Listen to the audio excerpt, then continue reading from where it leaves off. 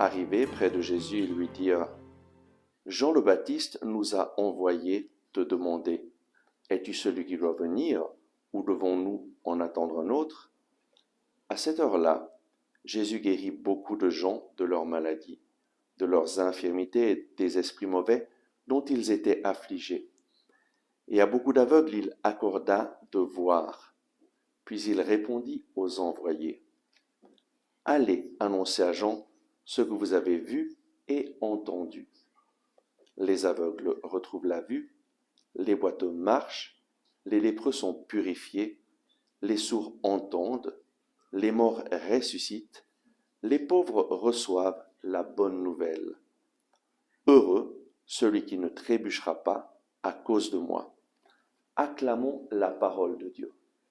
Louange à toi, Seigneur Jésus.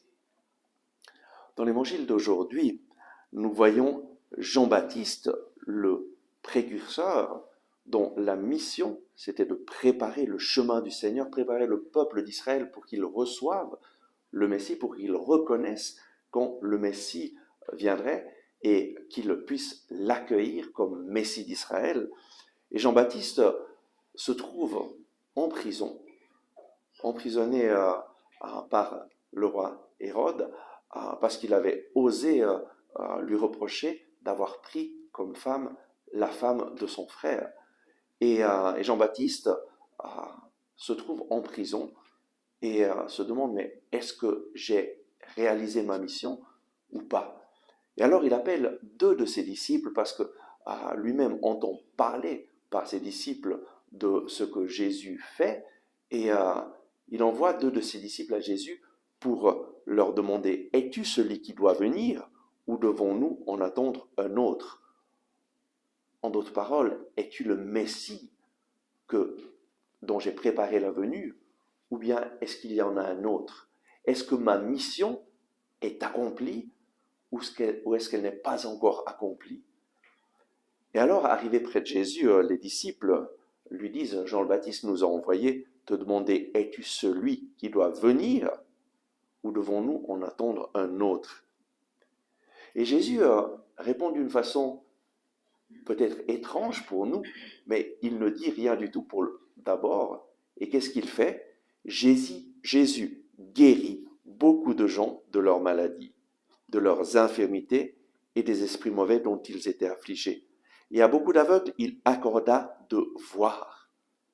Jésus commence par agir et par faire ce qu'on appelle des signes messianiques.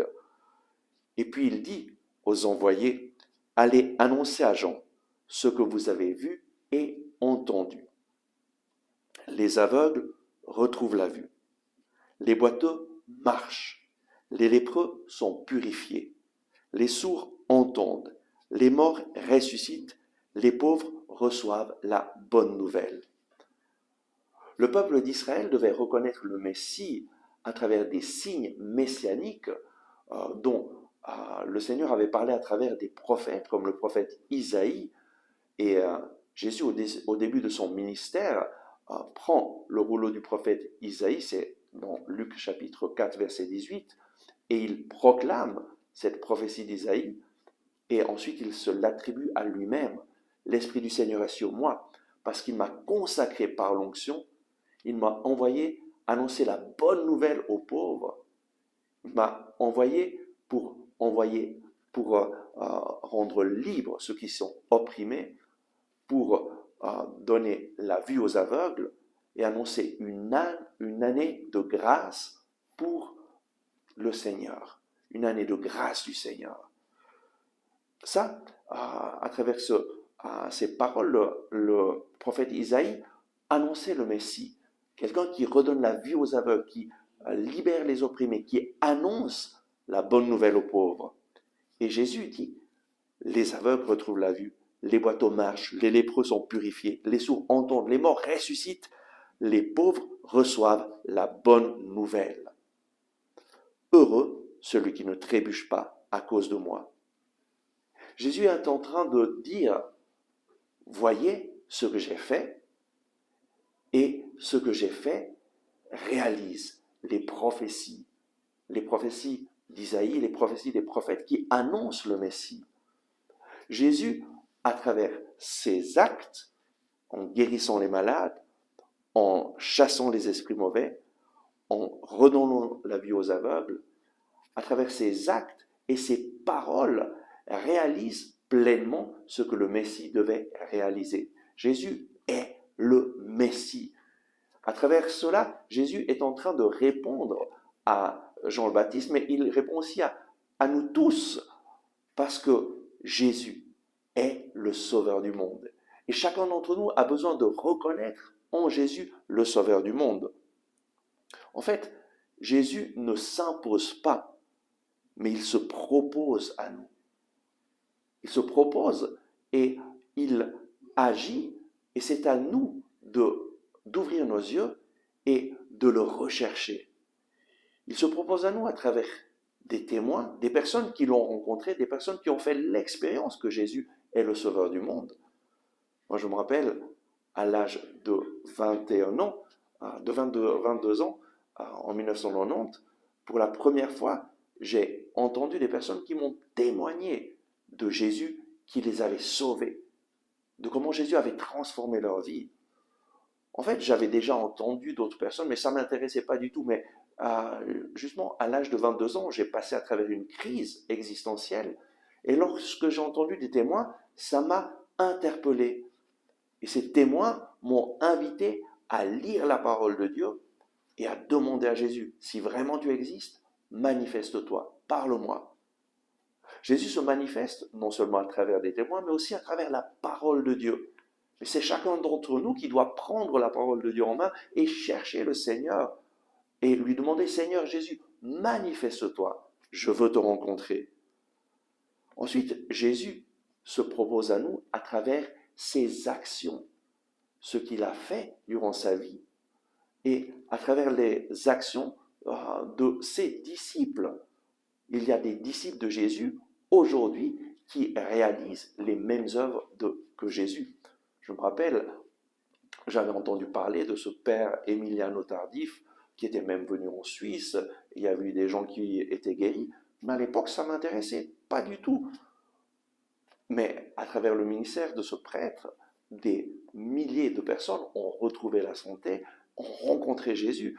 Mais c'est à nous de faire le pas, d'aller rechercher le Seigneur. Et c'est seulement à l'âge de 22 ans que j'ai commencé à m'intéresser au Seigneur grâce au témoignage que j'ai entendu, grâce à la parole de Dieu et en me mettant à la recherche de témoins du Seigneur pour voir vraiment ce que Jésus a fait dans leur vie et en me demandant, mais est-ce que Jésus peut vraiment faire cela pour moi aussi? Et je suis témoin que Jésus est le Sauveur, il a transformé ma vie, il m'a donné une vie nouvelle.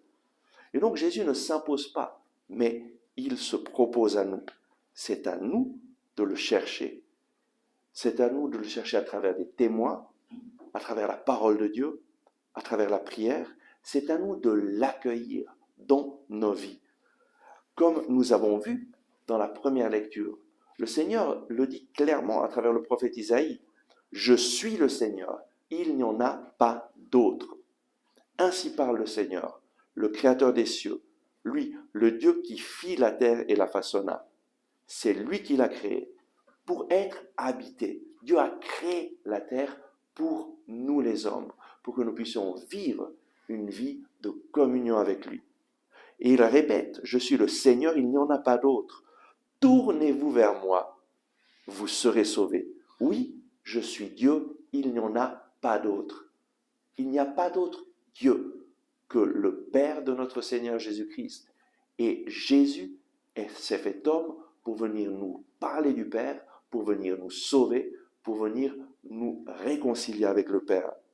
Et donc aujourd'hui, tournons-nous vers Jésus, comme Jean-Baptiste qui a envoyé ses disciples pour lui demander, mais est-ce que tu es le Messie? Et Jésus lui a donné une réponse claire. Accueillons Jésus, le Messie, tournons-nous vers lui et nous serons sauvés.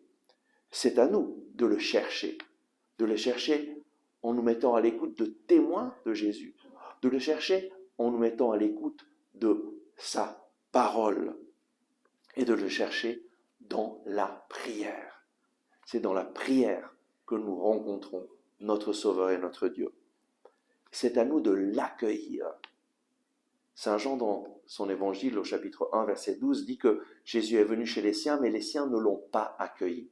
À ceux qui l'ont accueilli, il a donné le pouvoir de devenir enfants de Dieu, à ceux qui croient en son nom. Tourne-toi vers le Seigneur, tourne-toi vers Jésus, accueille-le, accueille-le chaque jour en lisant sa parole et en lui demandant, Seigneur Jésus, parle-moi, je veux te rencontrer. Accueille-le dans l'Eucharistie, en recevant Jésus, Eucharistie, qui vient faire sa demeure en toi. Accueille-le à travers ses témoins et demande à Jésus de venir faire sa demeure en toi. Oui, Seigneur Jésus, nous reconnaissons que nous avons besoin de toi. C'est toi le Sauveur, il n'y en a pas d'autre. Tu es le seul qui t'est fait homme pour nous, le seul Dieu qui s'est fait homme et qui est mort pour nous sur la croix. Personne d'autre que toi nous a sauvés en mourant sur la croix. Personne d'autre que toi a offert sa vie pour nous. Seigneur Jésus, je reconnais que tu es mon Sauveur et mon Seigneur. Je t'accueille dans ma vie.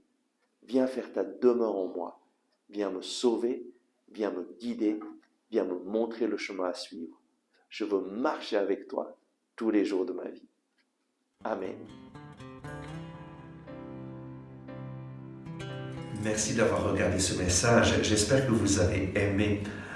Nous nous approchons de Noël et je voudrais vous inviter à nous faire un cadeau. Aidez-nous à atteindre 1000 inscriptions à notre chaîne YouTube. De cette façon, toujours plus de personnes vont pouvoir recevoir la parole de Dieu. Si vous n'êtes pas encore inscrit, inscrivez-vous. Et si vous êtes déjà inscrit, simplement transmettez ce message à des personnes que vous aimez, des personnes qui sont dans le besoin, des personnes qui ont besoin d'être encouragées et invitez-les à s'inscrire à notre chaîne YouTube. Et de cette façon, toujours plus de personnes vont recevoir la parole de vie qui va transformer leur vie. Merci de tout cœur et à tout bientôt.